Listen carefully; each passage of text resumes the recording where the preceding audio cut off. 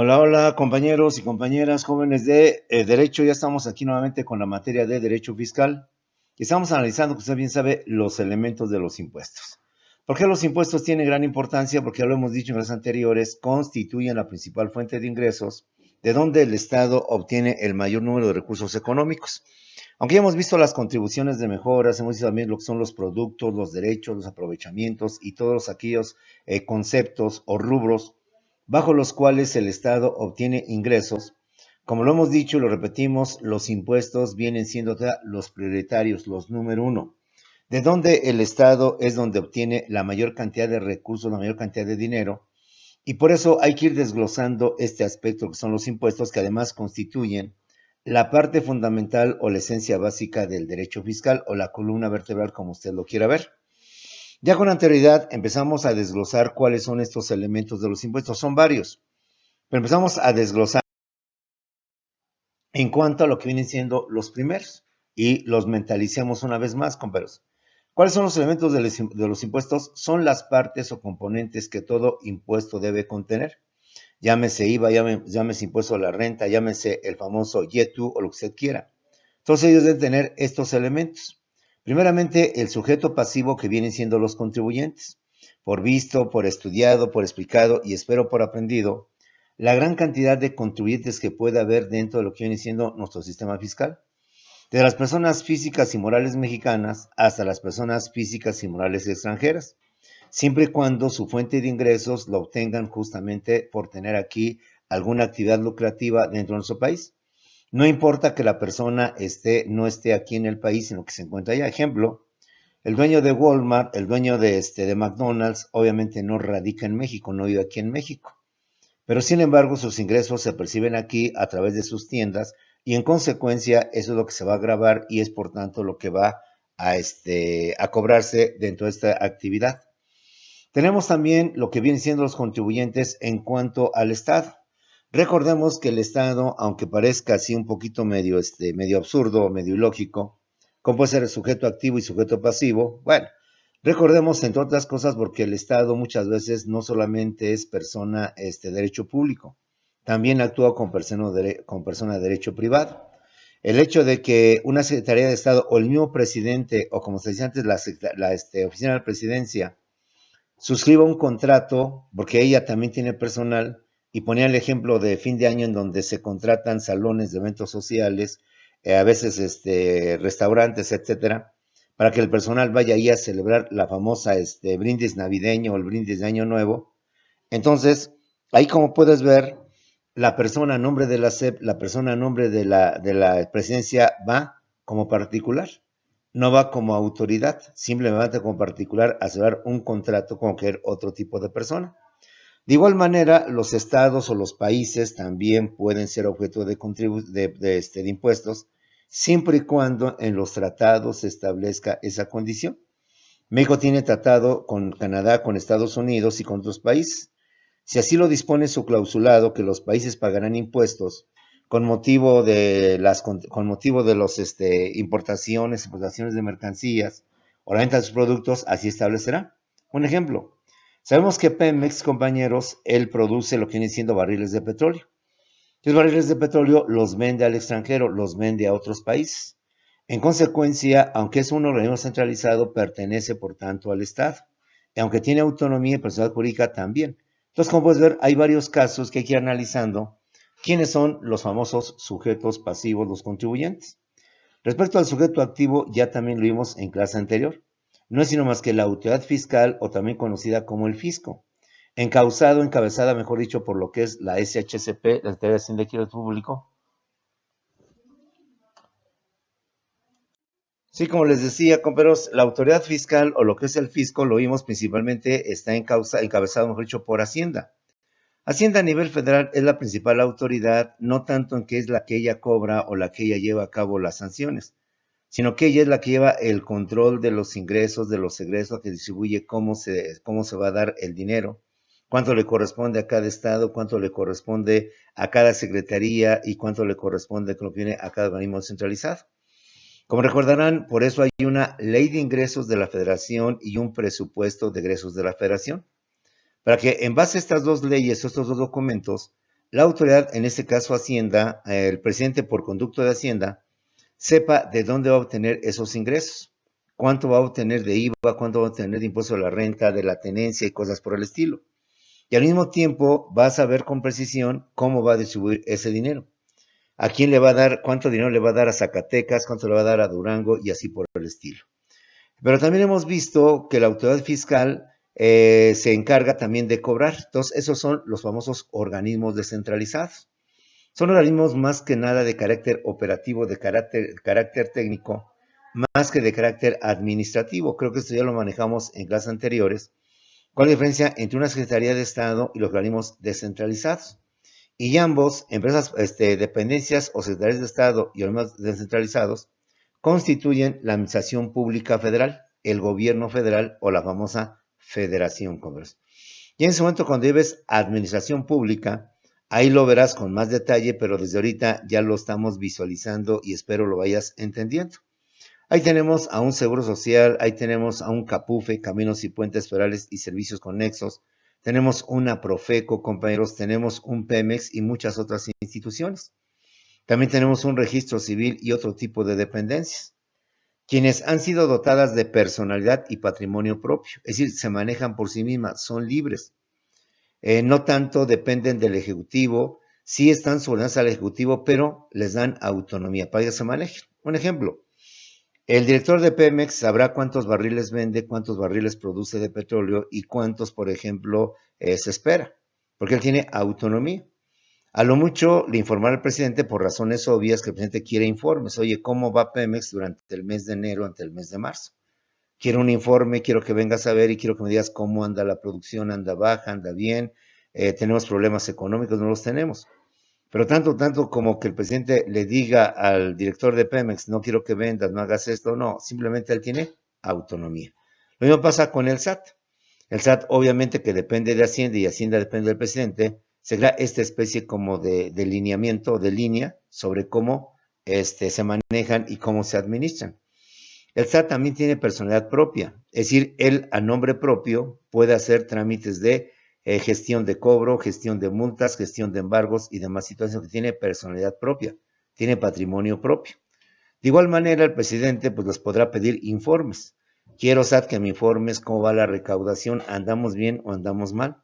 Hacienda, quiero que me digas si tenemos el dinero suficiente para poder cubrir, por ejemplo, ahorita lo de las vacunas para la pandemia. Es obvio que es un gasto imprevisto, no contemplado, no se tenía, sino que de repente la pandemia se presenta, se sabía que había que comprar medicamentos, entonces el presidente y Hacienda planean todo esto. Y para tal efecto va llevando ese control a través del SAT. SAT, cuánto tiene recaudado, cómo andamos de dinero, y en consecuencia sobre ese dinero Hacienda dice, pues sí nos quedó un faltante o tenemos ahí una cantidad que podemos destinar a algo que estaba imprevisto, algo extraordinario, que es la compra de vacunas. En fin, la Profeco, como ya lo dijimos, también sanciona cuando el proveedor, o mejor dicho, el productor no va a la Junta de Conciliación, cuando no va a negociar con el consumidor, que en este caso sería el quejoso. Y así por el estilo, tenemos varias instituciones a las cuales el Estado les da independencia, les da autonomía, bueno, más que independencia, autonomía, para que ellas por sí mismas gestionen todo esto. El Seguro Social, como tú bien lo sabes, proporciona todos los servicios, como vimos en clase anterior, de asistencia social, medicinas, medicamentos, hospitalización, atención quirúrgica, lo que implica pues las medicinas, material de curación, el equipo y demás cosas. Entonces, el Seguro Social, como tiene una función bien específica, bien determinada, entonces él se va a encargar de cobrar a las empresas las cuotas obrero-patronales y checar que todas las empresas estén cubriendo esa cuota obrero-patronal para que el seguro pueda seguir dando ese servicio. Entonces, imagínate si todo esto lo hiciera Hacienda o lo hiciera el SAT, pues entonces sería una especie de trabajo muy pesado, muy complejo, muy complicado. Entonces, ¿qué hace el gobierno? Descentraliza, delega atribuciones propias a secretarías o a entidades paraestatales o organismos centralizados para que ellos entonces realicen este tipo de actividades. Como te decía, la Comisión Federal de Electricidad depende de la CENER, Secretaría de Energía, pero la Secretaría de Energía no anda viendo el cableado, no anda viendo lo de los apagones, no anda viendo lo de arreglar los postes, el transformador, etcétera. Para eso tiene una institución, un organismo descentralizado, conformado por técnicos, por especialistas, por ingenieros, quienes conocen todo este tipo pues de tecnologías o de técnicas para reiniciar lo de la luz, etcétera. Entonces, ahí es en donde interviene la Comisión Federal. Y ella, por tanto, quien da el servicio, pues se va a encargar del mantenimiento, del cuidado, de la operación, de todo lo que implica el buen servicio eléctrico. Por tanto, en este caso, las personas que somos beneficiarios de ese servicio, nos vemos obligadas a tener que pagarlo para que la comisión pueda tener dinero y pueda poder financiar lo que vienen siendo sus actividades. Bueno, ahí tenemos, por tanto, todo lo que es sujeto pasivo, lo que es sujeto activo. En pocas palabras, el sujeto pasivo son los contribuyentes.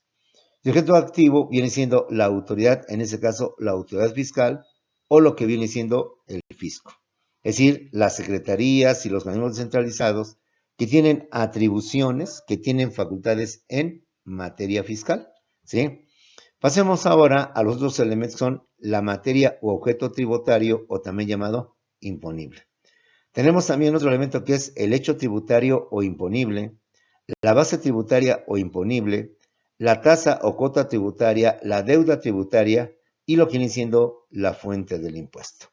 Ahí tenemos, por tanto, 8 elementos que conforman los elementos de los impuestos. Sujeto pasivo, sujeto activo, materia u objeto tributario, hecho tributario, base tributaria, tasa o cuota tributaria, la deuda tributaria y la fuente del impuesto. Ya pues, visto y purificado lo que es el sujeto activo y el sujeto pasivo, pasemos ahora al tercer elemento que es la materia u objeto tributario o de imposición. ¿Cuál es la materia o el objeto tributario? Es el bien, el objeto o cosa material sobre la cual se va a cobrar el impuesto, compañeros.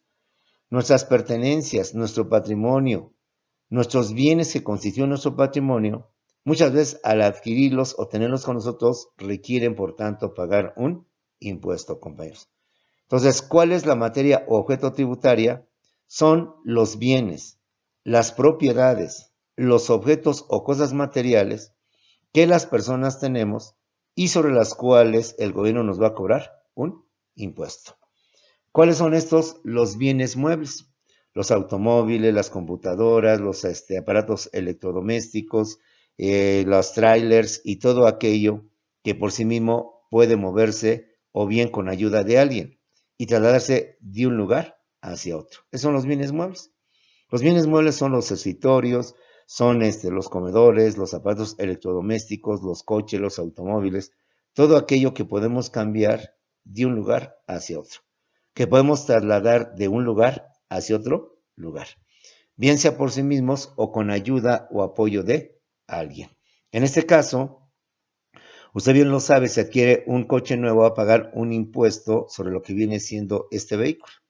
Si usted compra algunos artículos, bien sabe que luego nos preguntan, ¿con IVA o sin IVA? ¿Quiere factura o no quiere factura? Si quiere factura, nos aplican el IVA. Si no queremos factura, no nos aplican el IVA. En consecuencia, todo esto también constituye la materia u objeto tributario. ¿Qué más? Los bienes inmuebles. ¿Cuáles son los bienes inmuebles? Pues las casas, los terrenos, los edificios, las fincas, compañeros, los departamentos, ¿sí? Son inmuebles porque son aquellos que no pueden moverse, no pueden cambiarse, no pueden trasladar de un lugar hacia otro. Yo no puedo trasladar mi casa de un lugar hacia otro lugar. No se ha creado la tecnología que permita eso. Yo no puedo cambiar mi departamento del piso 2 al piso 10º, al piso 5º. Digo, son incongruentes, pero trato de ser explícito en esta situación. Entonces, como usted bien sabe, ahí tenemos un impuesto en el cual, de hecho, cuando yo adquiero, usted adquiere, inclusive por herencia, no que lo haya comprado, los bienes de algún familiar, no sé, su abuelo, su padre, Cuando usted haga el cambio de escrituras y las escrituras queden a su nombre y ya no a nombre de su padre o de su abuelo, va a tener que pagar el impuesto sobre el traslado del dominio, independientemente de los gastos que implica pagarle al notario por haber hecho la escritura pública. Independientemente de los gastos, tiene que cubrir con motivo del valor del inmueble, tanto. E independientemente de los trámites que tiene que hacer para que quede registrado que ahora usted es el legítimo dueño y propietario de ese bien. Entonces, como puedes ver, ¿cuál es la materia o el objeto tributario? Pues son los bienes, es nuestro patrimonio. Son las propiedades o los bienes que forman parte de nuestro patrimonio y que por tanto sobre ellos se va a cobrar un impuesto. ¿Qué más es la materia objeto tributario? Pues nuestro capital. Todo lo que significa dinero, billetes, ingresos, capital, eso también implica, por tanto, un pago del impuesto.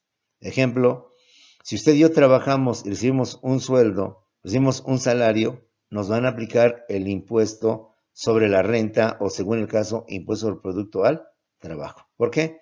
Estamos recibiendo un ingreso, estamos recibiendo dinero, estamos recibiendo una quincena, estamos recibiendo nuestro sueldo, nuestro salario.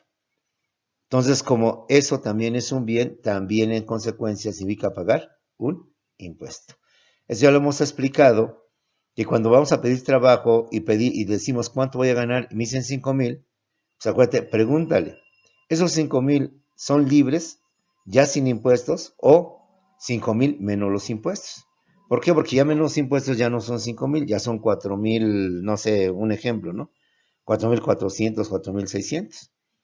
Y cuando no sabemos esto, pues nos enojamos. Oiga, a mí me dijeron que iba a ganar 5,000 y estás dando 5,000. Pero voy a ganar 5,000 si aquí me están dando 4,600. Ah, bueno. Es que te hicimos el descuento del impuesto, te hicimos etcétera, etcétera. El descuento de las cuotas horario patronales, etcétera, etcétera. Entonces hay que tener mucho cuidado en ese sentido. ¿Qué más también son objeto de impuesto? Pues todas las utilidades, todas las ganancias.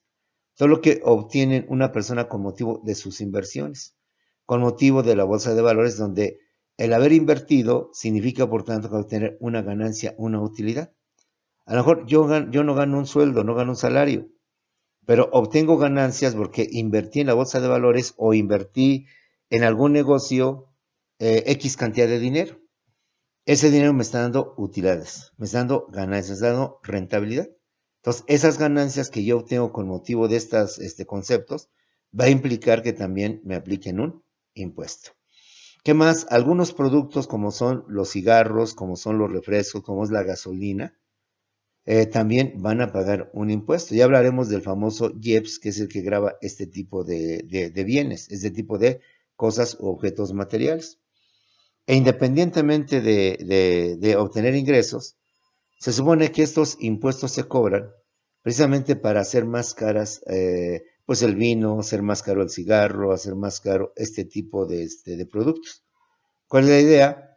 Pues al menos teóricamente de que la gente al ver lo alto que son estos productos, pues de alguna manera cuiden su salud, porque son artículos que se suponen, bueno, no supone, sino que son artículos que perjudican la salud de los seres humanos.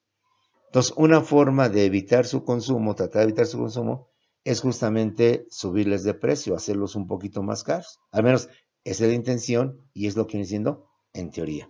¿Qué es, por tanto, la materia objeto tributario? Pues es el bien. Son los objetos o las cosas materiales que conforman nuestro patrimonio, que constituyen nuestras cosas y que por lo cual el Estado nos va a cobrar un impuesto. Tienes automóvil, impuesto. Tienes casa, impuesto. Recibes un salario, un ingreso, impuesto. Tienes utilidades, ganancias, tienes un departamento, estás dando en renta y por tanto recibes una ganancia, impuesto. Por consumir ciertos artículos como son los cigarros, el alcohol, las bebidas alcohólicas, la misma gasolina, pues también va un impuesto, ¿sí? Bueno. El cuarto objeto de los elementos es el hecho tributario o imponible. Eso significa que los impuestos no solamente van a gravar los bienes que forman nuestro patrimonio, sino incluso nuestras actividades, nuestros actos que realizamos dentro de una sociedad. Por eso se habla que los impuestos te gravan tanto tus bienes como también tus actividades. ¿Qué es el hecho tributario imponible? Son las actividades o actos que llevan a cabo las personas sobre las cuales se cobra un impuesto, como lo es el consumo. Sabemos que el IVA, compañeros, principalmente lo que grava es el consumo. En consecuencia, cuando nosotros consumimos, vamos a un restaurante, cuando nosotros hacemos también el pago de algunas cosas del supermercado, de los centros comerciales, también viene el IVA. Y aquí viene lo que siempre te he dicho, que luego nos comentan ya en la realidad. ¿Quiere su factura? Bueno, pues entonces va a ir con el IVA.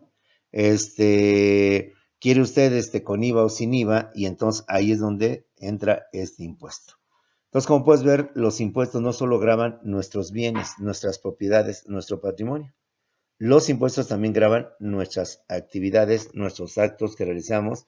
En este caso, el consumo, pues no es un objeto, es una actividad, que es la de adquirir productos y en consecuencia también se va a gravar. El otro elemento del impuesto es la base tributaria o imponible, que se conoce como base gravable. El otro impuesto viene siendo la base tributaria o imponible, que se conoce como la famosa base gravable, compañeros. Aguas, no lo confundas con lo que viene siendo la tasa o cuota tributaria, el tanto por ciento. La base tributaria, o también llamada base gravable o base imponible, es el valor del bien o de la actividad tributaria sobre el cual se va a cobrar el impuesto. Yo te voy a cobrar el 15% por de consumo. Bueno, ¿y sobre qué te voy a cobrar ese 15%? Pues sobre el consumo total. Yo voy a adquirir un coche, vamos a ponerle en 80,000 pesos o en 120,000, la cantidad que usted quiera. Entonces, si el coche vale 120,000 pesos u 80,000 pesos, te voy a aplicar sobre 120,000 o sobre 80,000 el 18 o el 15% que depende. ¿Sí? Entonces, una cosa es la base tributaria y otra cosa es la tasa tributaria. La base tributaria es el valor del bien o de la actividad tributaria. ¿Cuánto vale el coche? 100,000 pesos. Estoy ejemplificando. ¿Cuánto fue del consumo total de este festejo que hicimos aquí entre las personas, etcétera? Son unos 18,000, unos 20,000 pesos. Entonces, sobre ese monto del consumo o del bien, del valor del bien o del consumo, entonces yo voy a determinar lo que viene siendo la tasa tributaria. Pero esa es tasa tributaria, aquí es la base tributaria. Los 100,000 pesos o los 60,000 o los 20,000 es la base tributaria. Es el valor del bien o de la actividad tributaria sobre la cual se cobra el impuesto. Yo para saber cuánto te cobro del IVA 10%, el 15 o el 18%, pues lo voy a hacer sobre el monto total o sobre el valor que fue la compra de ese artículo, de ese bien o de ese objeto. ¿Sí, compañeros? Entonces, espero se entienda esto porque luego parece juego de palabras, pero no es juego de palabras, simplemente es lo que viene siendo los elementos de los impuestos. Entonces, que nos quede bien claro. Vamos ahorita lo que es la tasa tributaria, pero desde ahorita, para que no te confundas, para que yo te establezca si te voy a cobrar el 10, el 15 o el 20% de IVA o de cualquier otro impuesto, para poderlo saber, yo tengo que establecer, compañeros, cuánto es lo que viene siendo el monto total del bien que acabas de adquirir, o bien cuánto es, compañeros, el monto total de tu consumo, y sobre ese monto total, los 60,000, los 100,000 o X cantidad, yo en consecuencia te voy a cobrar una tasa, ¿sale? Un 10, un 15%. Repito por una vez, la base tributaria o imponible, también llamada base gravable, es el valor del bien o de la actividad tributaria sobre la cual se va a cobrar el impuesto. Yo para saber cuánto cobro de impuesto, pues tengo que saber cuánto vale ese coche, cuánto fue el consumo total, para entonces yo establecer el monto a cobrarte del impuesto.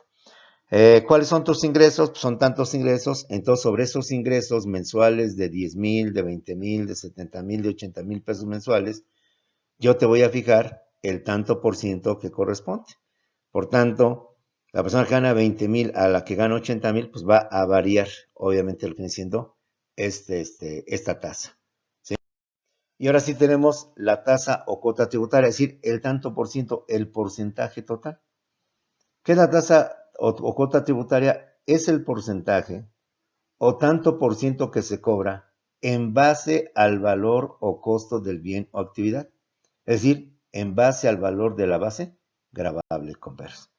Si el coche me vale 20,000 pesos, bueno, 100,000 pesos, perdón, o 1,000,000 de pesos, entonces yo tengo que cobrar el 10% sobre ese 1,000,000 de pesos.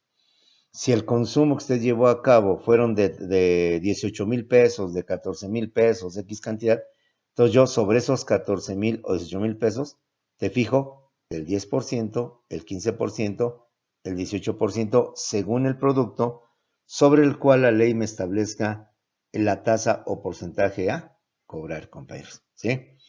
¿Qué es la tasa o la cuota tributaria? El famoso tanto por ciento es el porcentaje o lo que viene siendo el tanto por ciento que se cobra en base al valor o costo del bien o actividad. Es decir, en base al valor de la base gravable, compas. Si el coche costó 1,000,000 de pesos, entonces, y el IVA es del 10%, pues entonces te va a cobrar esa tasa tributaria. Pero si es del 18% o del 15%, entonces te cobro el 10, el 15 o el 18% sobre el 1,000,000 de pesos.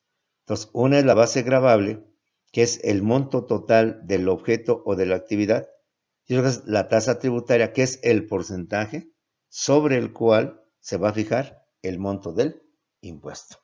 Y este porcentaje pues va a variar. Te recuerdo que originalmente el IVA, el impuesto al valor agregado que surgió en los años 80, establecía el 10%. El 10%. Con el tiempo el IVA ha llegado al 15 y el 18%. No descartes que posiblemente con el tiempo también el IVA pueda subir al 20%, al 22% o al 25%. Recuerda que uno de los méritos de este gobierno es que no ha subido los impuestos. Porque era típico y era costumbre que cada sexenio subían los impuestos o bien se creaban nuevos impuestos, con la intención de que con eso de la carestía de la vida, pues entonces el Estado necesitaba mayores recursos. ¿Dónde va a obtener recursos? Pues aumentando los impuestos, aumentando el tanto por ciento o la tasa tributaria de los productos. No es lo mismo establecer el IVA en un 10% a un 20%, porque ese 10% o 20% lo paga el consumidor. Pero al final ese 10 o 20% de más que pagó el consumidor con motivo de la adquisición de un producto o el consumo, ese dinero va al Estado. Y esa era, como lo hemos visto en clases anteriores, el Estado es como puede muchas veces subsanar sus déficits financieros o sus problemas que se presentan. No sé, pero yo quiero imaginarme que si no hubiera pasado lo de este gobierno, solamente ya desde ahorita hubiera un buen motivo, una buena razón, una justificación, pero al 100%, que el gobierno determinara incrementar algunos impuestos o crear nuevos impuestos. El pretexto, pues necesitamos dinero para que de esta manera podamos comprar las vacunas que se requieren para los 126 millones de mexicanos que se requiere aplicar. Entonces, este también es un hecho que hay que tomar en cuenta. Al gobierno, como lo he dicho en otras clases, no le cuesta mucho trabajo decir, ¿saben qué? El IVA ya no es del 10, ahora es del 15, ya no es del 15, ahora es del 20. Claro, tiene que ser aprobado por la Cámara de Diputados, por el Congreso y por el Poder Legislativo. De ahí la importancia de que el Poder Legislativo no nada más quede en manos del presidente, del partido del presidente, sino que sienta que también la Cámara de Diputados o el Consejo de la Unión esté dominado por diputados y senadores del partido del presidente. Porque esto es como se dice la democracia. Si un presidente es de un partido y el Congreso también está dominado por integrantes de ese partido, entonces lo que el presidente proponga fácilmente se va a aprobar. Pero si el poder legislativo está controlado por la oposición, entonces el presidente difícilmente podrá hacer sus reformas, porque la oposición, siendo oposición, no lo va a aceptar, no lo va a negar. Que el presidente diga, un ejemplo, propongo que el IVA suba al 25%. Si en el Congreso de la Unión hay mayoría de Morena, te aseguro que no hay ningún problema, se va a aprobar. Pero si en el Poder Legislativo la mayoría son de la oposición, PAN, PRI, PRD, etcétera, seguramente no se va a aprobar. Entonces, como puedes ver, esa es la importancia de lo que es conocer las instituciones y saber cómo se manejan y saber qué es lo que puede venir. En este caso, tú como empresario, al escuchar que el presidente va a subir, vamos a pensar ahorita las inscripciones y las colegiaturas no son, no tienen IVA. Que de repente dijera el presidente en turno, llámese quien sea, voy a pedir que se aplique también el IVA en colegiaturas, en libros, en medicinas y en varios artículos exentos del IVA. Entonces tú como ejecutivo, como administrador, pues sabrás si te pega o no te pega esta disposición. Al subir en automático las colegiaturas, puede haber que haya deserción escolar. Al subir tus productos con motivo del IVA, puede ser que también tu venta baje. Y entonces tú más o menos visualizas cómo está la situación. Si en el Congreso hay mayoría del presidente que está en el poder, pues da por hecho que se va a aprobar. Pero si no hay mayoría, da por hecho también que no se va a aprobar y entonces viene la negociación para llegar a un acuerdo y evitar, por tanto, pues un paro legislativo o un paro administrativo en todos los sentidos. ¿Sí? Bueno, ¿qué es la tasa o cuota tributaria? Es el porcentaje o tanto por ciento que se cobra en base al valor o al costo del bien o actividad, es decir, en base al valor de la base gravable o base tributaria que acabamos de ver. Forma sencilla y fácil. ¿Qué es la base gravable o la tributaria? Pues es el bien, es la actividad sobre la cual se va a cobrar una tasa tributaria. ¿Qué es la tasa tributaria? Es el tanto por ciento que se va a cobrar sobre el valor del bien comprado, sobre el valor del objeto que se está adquiriendo. Bueno, otro elemento más es la famosa deuda tributaria. ¿Qué es la deuda tributaria? Es la deuda final que debe pagarse según las leyes establecidas. Como tú bien sabes, cada vez que nos dan un ticket, pues ahí viene todo un desglose, cuánto costó cada cosa, cuánto es lo que está, y te viene también el desglose de cuánto se cobra por concepto del impuesto. Y al final entonces te viene lo que viene siendo, en este caso, el efectivo fueron 484 pesos con 20 centavos, de acuerdo a ese ticket. Tuvo un descuento del centro comercial de 10.89, un cambio de 10.90 más lo del IVA al 16%. En consecuencia, salió lo que viene siendo el saldo. ¿Sale? De esta manera, como puedes ver, los impuestos, hay que tener mucho conocimiento, por eso esta materia la complementas con contabilidad, lanzas contabilidad de costos y otras materias más, que ahora teniendo el aspecto teórico, el aspecto doctrinario, pues ahora vas a tener en esas materias el aspecto práctico, cómo se hace el descuento, cómo se hace la aplicación del IVA, por ejemplo, cómo se saca el salario integral o el salario base de cotización para efectos de determinar cuál es la cuota que el trabajador debe pagar a lo que vienen siendo las cuotas obrero-patronales. Y aquí, pues se completa claramente porque como administrador, pues hay que llevar otras materias como son contabilidad, otras materias como son derecho, porque, insisto, pues no hay licenciaturas puras, licenciaturas 100% administrativas, 100% jurídicas, 100% X, porque al final estamos en un mundo de multidisciplinaridad, donde intervienen varias carreras o varios conocimientos para conformar una educación integral en todos los aspectos, ¿sí? Por eso, al igual como te he dicho, bueno, pues el contador se supone que es un especialista y conoce estos movimientos y lo sabe con precisión. No solo los conoce teóricamente, sino que además los aplica, los lleva a cabo a la práctica. Pero esto no impide que tu administrador, el que mandas, el que ordenas y el que autorizas, en un momento determinado puedas oponerte o al menos puedas entender que algo anda mal. Recuerdo que durante mucho tiempo el estado financiero se firmaba nada más por el contador responsable, por el área o el departamento responsable de haberlo elaborado. Y con la firma de este contador responsable se cumplía el requisito. Desde años atrás tengo entendido que también lo firma el estado financiero ya no solamente el contador, sino también el director o la persona facultada por ello, por los dueños, por la asamblea de socios o el consejo de administración. De tal manera que tú como administrador ya no puedes evadir tu responsabilidad. Si tu contador en estado financiero te llevó al baile, puso mal los números, ocultó información, menos ingresos para pagar menos impuestos y por tanto cometió defraudación fiscal, pues ahora el problema no solamente es del contador, también va sobre ti. ¿Por qué sobre ti? Porque usted también firmó y usted tiene una firma responsiva con lo que viene siendo el contador. Entonces, así hay muchos casos, muchos asuntos. Ya no estamos en el momento en que tú le eches la culpa al abogado. No es que el abogado, bueno, por eso usted está llevando conocimientos de derecho para que tenga más o menos la idea y más o menos pueda saber si su contador, perdón, sí, si su contador o su abogado, mejor dicho, está actuando bien, o está actuando de forma dolosa, que puede darse el caso. De igual manera, aunque no es contador, usted tiene que saber elaboración de un estado financiero, el deber, la cuenta, la subcuenta, los ingresos, los egresos, la contabilidad, lo que se conocía como el estado, no como el libro mayor, el libro de contabilidad, no sé cuántos más.